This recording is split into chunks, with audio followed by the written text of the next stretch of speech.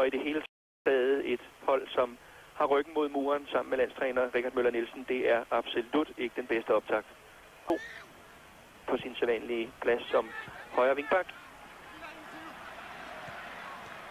Og det er storspiller Prosinecki med nummer 7.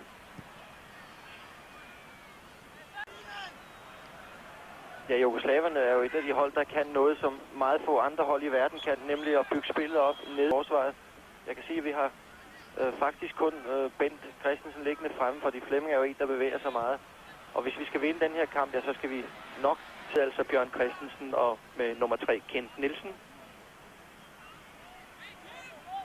Og som libero anfører Lars Olsen, og det er Prosinecki. Og kampens Prosinecki. Og det er Jani.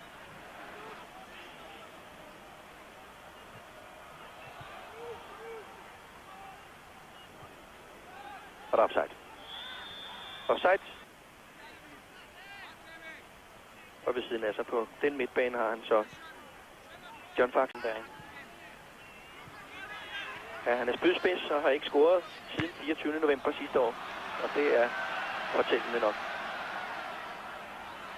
Godt forsvars.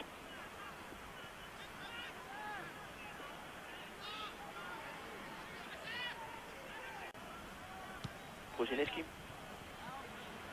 På Røde Stjernes hold, var jeg lige ved at kalde det på Røde Stjernes stadion. Prosinecki, Savicevic, Batarevic og Panchev. Spørgsmålet er, om gik suppen som nåede UEFA Cup semifinalen nøjagtigt som Brøndby, men tabte til Inter. Prosinecki. Jani. Han er nøjagtig om kampen. Roma Brøndby. Brøndby havde bolden mest, men Roma slår så kontra lige nøjagtigt, ligesom jugoslaverne gør her. Det er Panchev overfor Lars Olsen. Slået af Prosinecki selvfølgelig. Der kaldes Jugoslaviens Maracanã, som er det store stadion i Brasilien. Men der er vel Bartram, John Jensen, det er Sivbæk, igen Bartram, Prosinecki.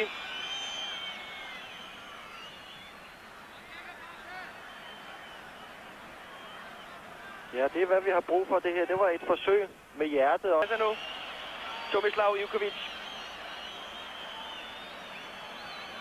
Ja, han troede helt klart, den røg ved siden af den bold.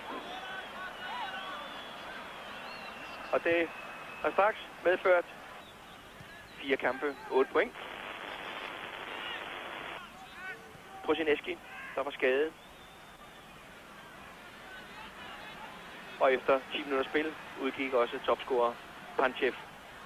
Det fortæller også lidt om styrkeforskellen på det danske og jugoslaviske.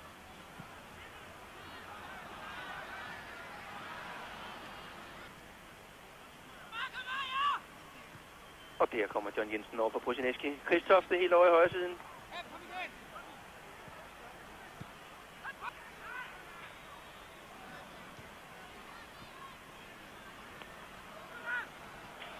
Og der er noget. Prosinecki. Det var Savicevic, der afsluttede. Jani. Prosinecki. Og den er over mållinjen. Med Lars. Det er godt af Savicevic. Det er en kamp Brøndby-Roma. Det ligner for meget. De venter og venter, og ikke farespillerne brokker sig til ham. De havde gerne hørt ham eller set ham. Stor usikkerhed i det jugoslaviske forsvar. Uha, Prosinecki. Og ingenting, siger dommer Kinjo. På det vi har set fra både Vilfort, Sivbæk og så den kæmpe chance, Ben Christensen fik skabt sig før. Endelig fik vi passeret.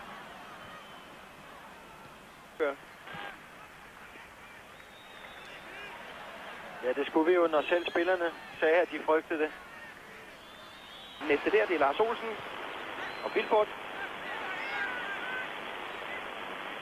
Slippe. Bartram. Godt spillet. Steffen Poulsen. Norden og Jørgen Spar.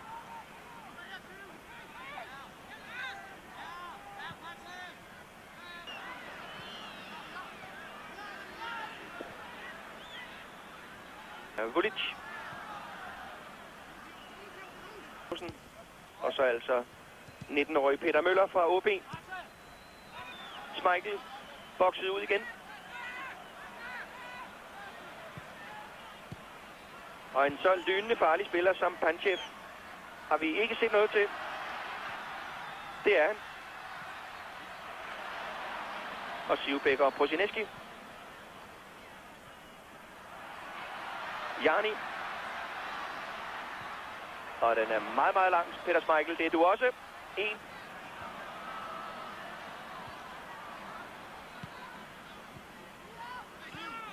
To et halvt minut.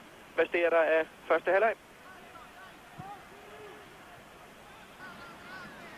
Uha. Ja, den er også svær. Siv.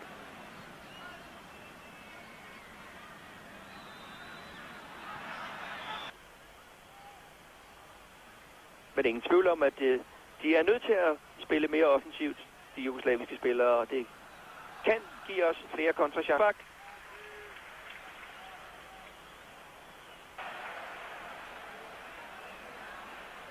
Men det er netop, hvad der ikke må ske her i starten. Og Schmeichel, nej! Og der var han. Panchev. Og en meget, meget kedelig start, specielt for Peter Schmeichel. For jeg kan se uden for billedet i hvert fald, at Henrik Larsen truede Serie A-klub i italiensk fodbold, Pisa.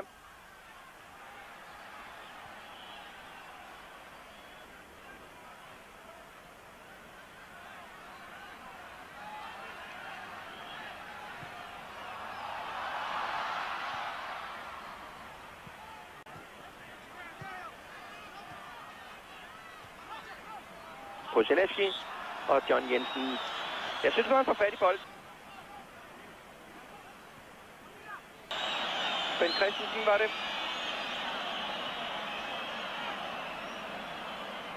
Okay, dengang var det ikke målmandens skyld. Han tænker han nok. Bartram. Lars Olsen.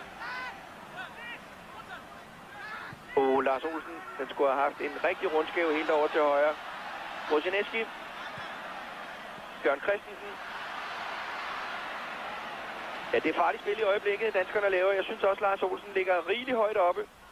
Prosineski og også Vilfort. Selvfølgelig farligt, når han mangler nede bagi. Jeg synes, han er kommet godt med, og det er en dejlig ting at have en libero, der blander sig i spillet, kommer op og beder om at få bolden i fødderne. Man får en ekstra mand at spille sammen med. Men som sagt, Lars skal ikke tage den, når han kommer derop. Det har han nu heller ikke gjort i den her kamp. Spillet en god kamp. Ja. Vulic på højrekanten. Prosineski. John Jensen angriber ham. Og så John Jensen, så er det Ben Christensen. Inden på midten. Og der Flemming Poulsen til Ben Christensen. Yep. Igen Ben Christensen. Vinde for uafgjort kan vi desværre ikke bruge til noget, jo. Ikke. Intet. Prosineski. Ja, det var hans mål, det der lige blev scoret her. Det var ham, der tabte den. Det var det faktisk. En velund triumf, synes jeg nok.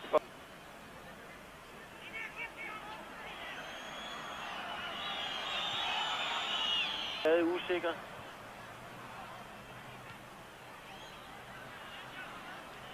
Det er Josic og Prosineski.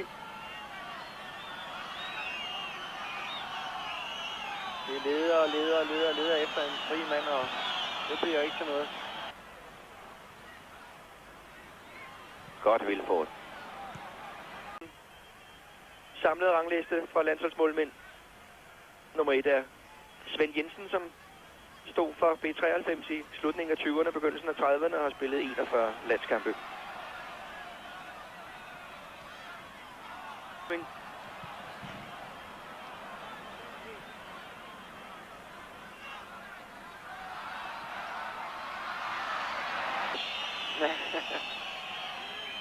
Det kan jeg godt, ja.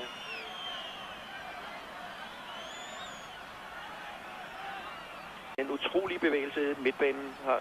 Den har været kolossalt svær at dække op for de øvrige hold.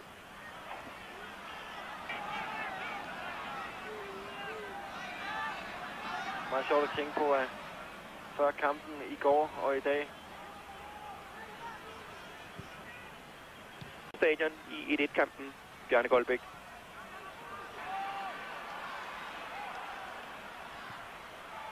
Godt, Smiley. Og så er der om at komme ud derinde.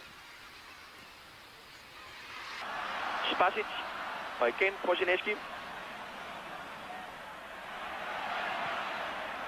Og godt Henrik Larsen.